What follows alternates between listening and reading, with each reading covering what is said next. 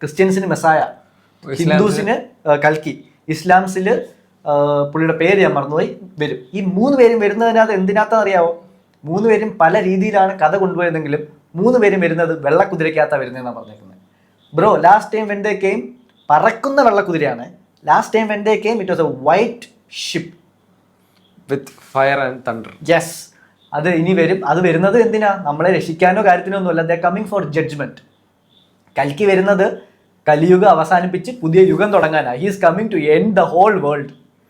Jesus വരുന്നത് പാപികളെയും മറ്റവരെയും judge ചെയ്ത് പാപികളെ എല്ലാം നരകത്തിലേക്കും പുതിയ ആളുകളെ അസെൻഡ് ചെയ്ത് സ്വർഗത്തിലേക്കും കൊണ്ടുപോയിട്ട് പുതിയ ഭൂമി തുടങ്ങാനാണ്.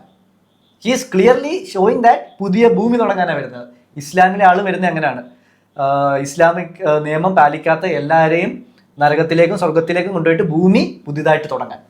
So somebody is coming to destroy earth. അതാണ് സത്യം.